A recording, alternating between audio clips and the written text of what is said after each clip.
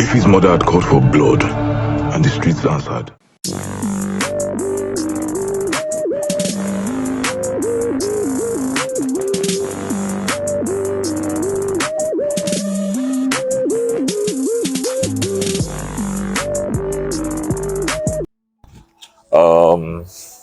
So of course that's what everybody's talking about right now. Yep. Yeah, people that know, people that don't. Everybody has seen it. So where is a good place to start with that? Because there are many themes that you get when you watch it really closely. There are actually a lot of things: friendship, family, politics.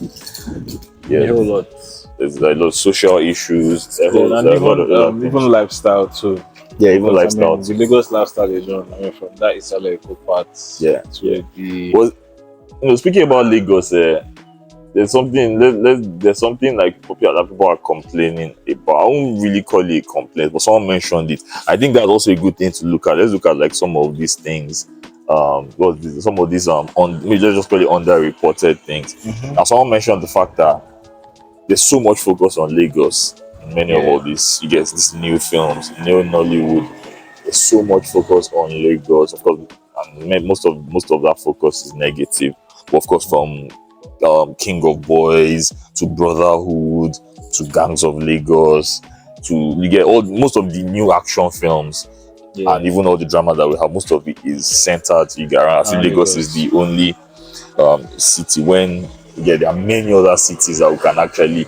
I mean, there's Ibadan. There's how many shouting distance from Lagos. I wouldn't in those scenarios now. I wouldn't say other cities don't have their own, but Lagos is like the Center. let's say number one in those aspects. I mean, if you're looking for somebody that will just pick up your phone on the streets, you don't even know anything. Lagos very is rampant in Lagos. is the place to The go whole for that. jam packed of humans and everything. But in other states, Ibadan is more like a little bit more peaceful.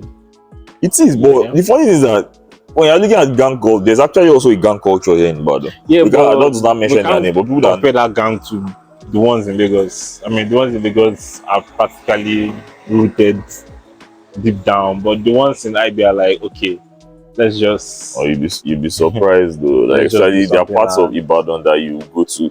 So I feel that there's hardly any story that you can tell in Lagos that you can't tell in many other places. Do you understand? True. You get whatever it is that you want to tell, even if it's lifestyles of the rich and famous. I mean, there are wealthy people in other parts, but there's politics in other parts of the country as well. But there's just always so much focus in Lagos. But anyway, I just said that like I said because you mentioned Lagos, and of course there's Lagos in the title of the film.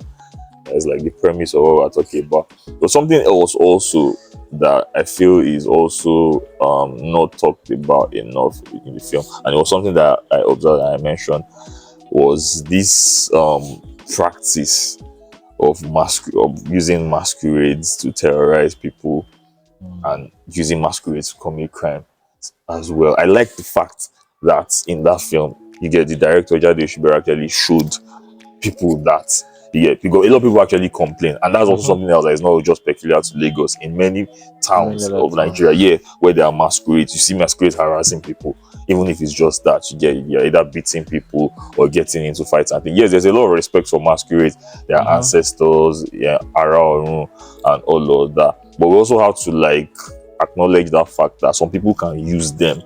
Just because it's like a mask, you can hide under a masquerade, and then they know that people will respect those masquerades so because even of tradition and all. closer to you to commit any crime, You wouldn't suspect. You don't know. So I like the fact, and the thing about it is that I think that was even the opening scene. Yeah, that was the opening scene. Where a masquerade came into the room and sure, I like the fact that. And that was what it is at the end. That also happened at the end, where a bunch of masquerades came, and it was interesting that it was interesting how it now played out. Because the guy who wore the masquerade in the beginning was not the one guy they came after at the end. Do you understand? That the masquerade at that point, it was like, okay, it was also like enjoying the whole festive masquerade thing. He was. He was taking unawares. He's like, oh, this is how I killed so. So it occurred to him. At that point, I was like, shit. I messed up. I think that was like. I messed up. I think that was like really brilliant technique, by the director, which like I said, will go unnoticed by a lot of people. So she's able to do that, and I feel people that look at it critically, they should also be able to talk about that. It's not just about the politics. A lot of people are just focusing on the politics that there's somebody that has been holding Lagos State or holding one state for a very long time, or trying to take the state from them. There's so much violence.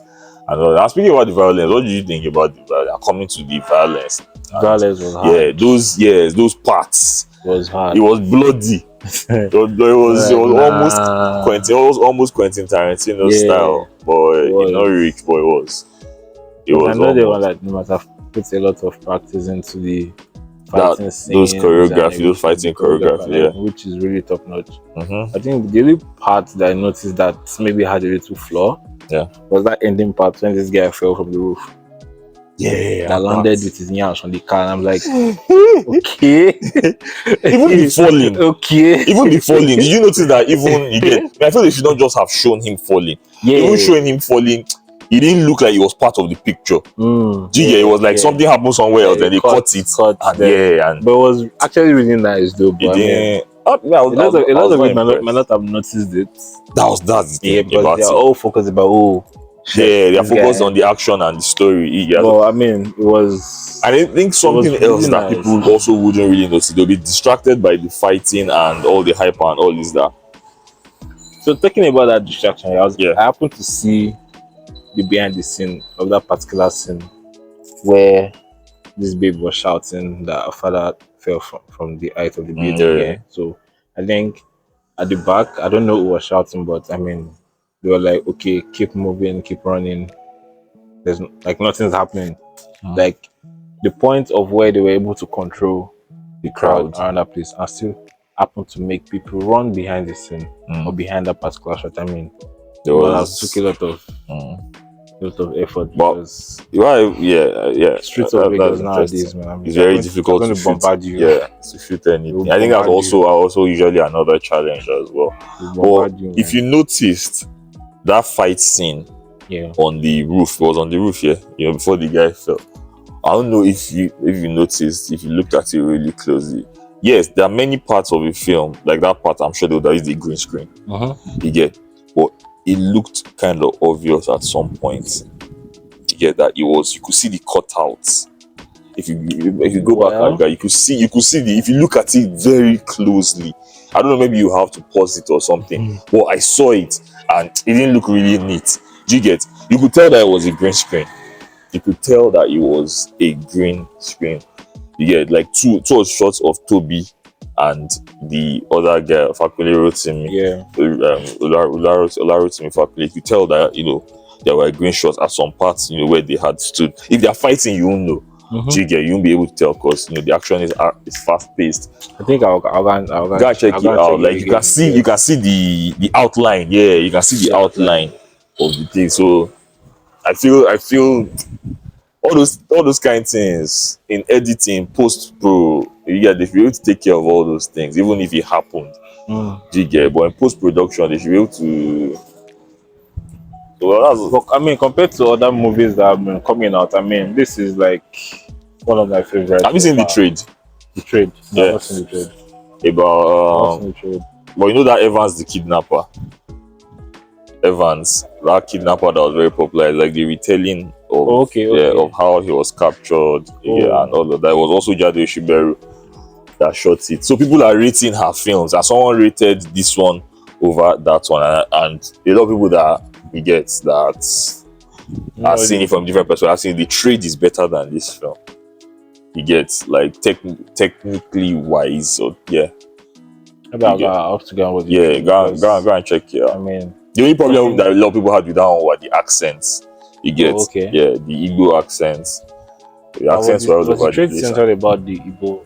The guy is an Igbo guy, the Evans guy. So the Eric guy is Igbo. So most of it was the East, but it was well shot. I think that's easily like her best film.